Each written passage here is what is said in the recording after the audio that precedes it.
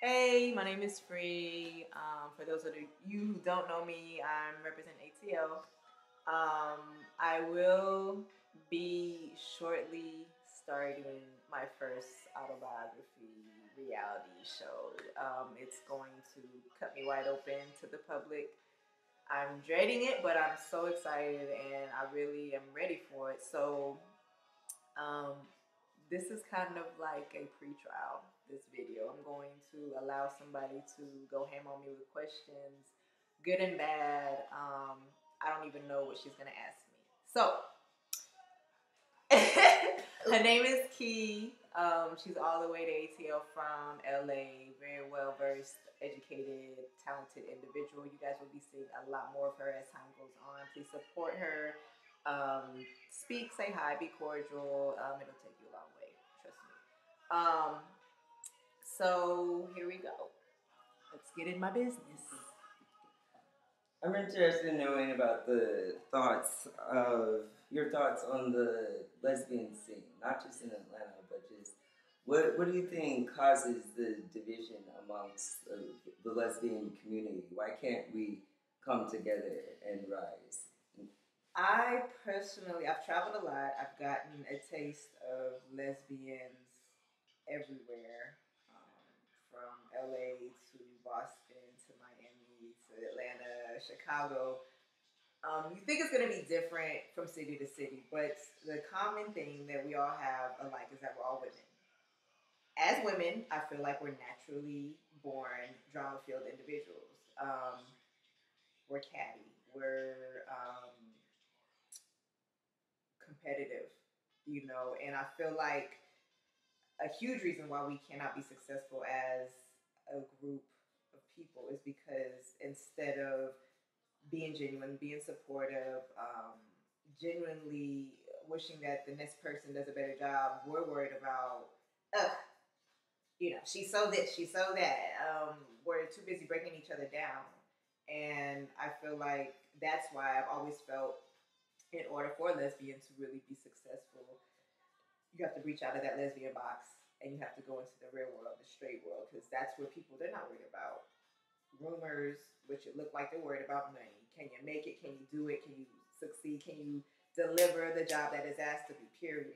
Lesbians, I just think as women we're very emotional, very competitive, very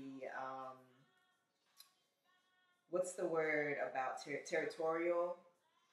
We don't know how to separate personal emotions and business. So a lot of times there might be, there's a lot of people that don't like me, and some of the reasons might be justifiable and some not so much. Because I've always said if a person talks about me to you, for example, ask them why they don't like me, and a lot of times they don't even have a valid reason. Oh, she thinks she's all that. She's stuck up. She's bougie. She's this. But if you say that, you don't fucking know me. You really don't, because I'm not that type of person. I'm not bougie. I'm not stuck up. I'm not, this person who runs around with this over exaggerated ego about myself. I'm a very humble person. I'm a very respectable person. I'm a loyal person. I'm a great friend to those who are good to me. Relationships, I give what I receive, and I think that a lot of people just look at me. You always hear the don't judge a book by its cover, good or bad, whether you're super attractive or super unattractive. Don't ever put that person in a box. And that's true because I think people just look at me and they think that I'm this ditty, stuck up. Whatever, I don't know what they get because I just know me. I've lived in my body all my life. I know how I am. So even when I look at myself, I don't see what other people see. I see what I know of myself. You know what I'm saying? I see what I am mentally more than physically. Because I can look at myself in the mirror and pick myself apart. I'm skinny. My nose is too big. My ear on this side is a little bit big. I mean, I can pick myself apart because so when I look in the mirror at myself, I don't see my physical. I see my stories. I see, how I've grown as a person, the way I carry myself versus the way I carried myself 10 years ago. I see my stature. I see either happiness or sadness depending on how I'm feeling that day. I don't see physical. I see, mental things. I don't know how to describe that because you're probably like, you look at yourself like, what do you mean you see, you don't see physical, you see emotions or you see, because I look at myself, I know who I am. So, and that's what I see. I don't see what other people see. Or even on the reverse side, people look at me, oh, Free, like you must have the best life. You're such a great person. I could be a bitch.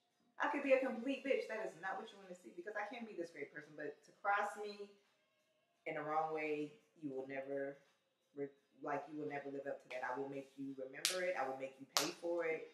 It is not what you want to do. And I'm not sitting here saying, if you cross me, I'm going to kill you. They're going to find you in a body bag. I'm saying to cross me is not the right thing to do because I'm good to people.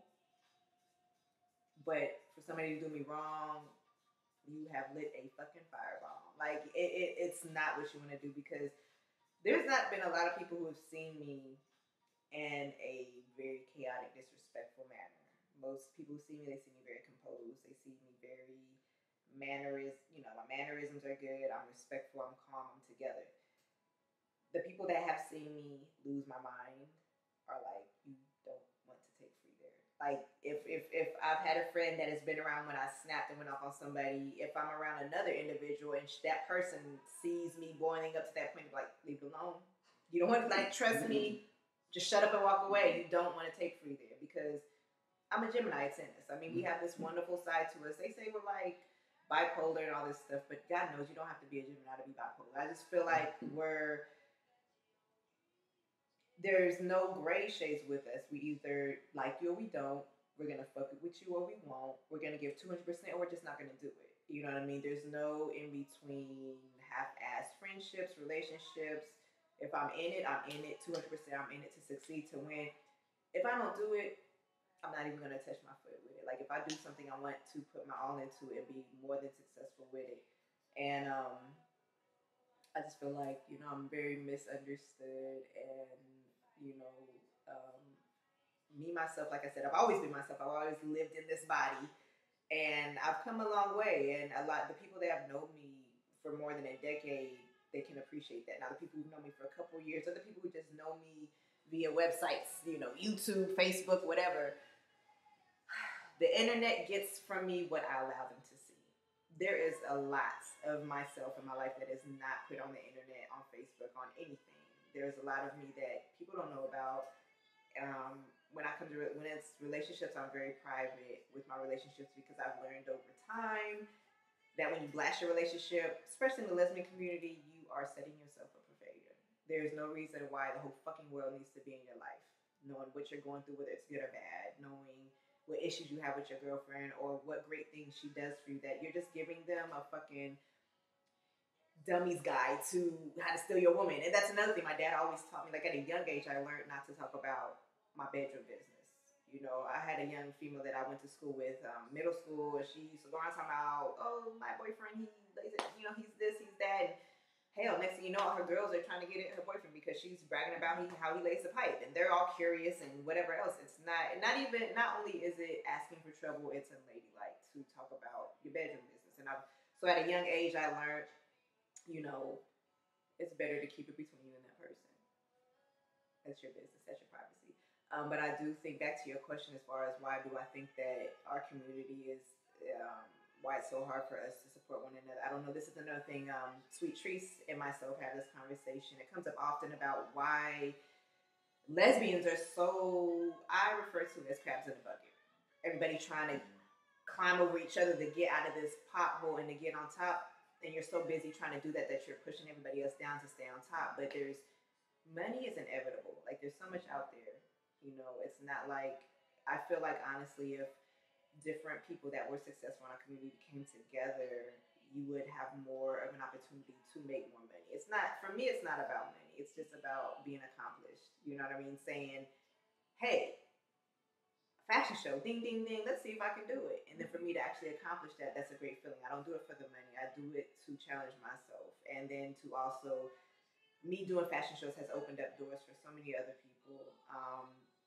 There's a girl named Shaka. She's hearing impaired, and I never realized how I affected her in a positive manner, but we were going back and forth discussing her most previous fashion show with Fembody, and I made a comment, and I was like, hey, you guys look great, whatever, I'm sure you did well. She was like, oh, we were looking for you, da-da-da, and she went on to say, like, Free, if it wasn't for you, you opened doors so much for myself and individuals like me with hearing impairments, and to make it like, you can still do it. Just because you're hearing impaired doesn't mean you can't walk down the roadway and do your thing. You know what I mean? So she was so grateful for that. And to me, it was just natural for me to, so what? You know what I'm saying? And it feels good to be able to give another individual a burst of hope, of confidence, and to God knows how long she will carry our experience with her. So hopefully she continues to get um, projects offered to her and to expand in that field, and amongst other things. I don't know what other dreams he has, but hopefully I've given her and instilled in her encouragement and strength to continue pursuing whatever it is she might want to accomplish. But small things like that, make me feel good, because you don't realize how much you might affect the next person's life, and how, sometimes when people are down, they just need to hear somebody else say, pick your fucking face up off the ground. You can do it. Like, stop wallowing in your misery. It's a dream that you can accomplish. Stop dealing with people who don't support you, who give you negative energy, because energy is contagious. If you're around people that ate shit and they're always like, oh, let's go fight this bitch or slash your tires, like, you're going to grow to have that mentality. So it's very important to be conscious of the type of people that you have in your circle and how they're affecting you in a good or bad way, so. So, as you know, October is Domestic Violence Awareness Month. The domestic violence can range from all genders, all areas. Hold on, Key. I'm gonna cut this. Are we going on another topic? Because on YouTube we only have 15 minutes, so we're at 12. Okay, So I'm gonna just cut it, and then we'll do one on. Okay. Deuces. And then we could chop it up.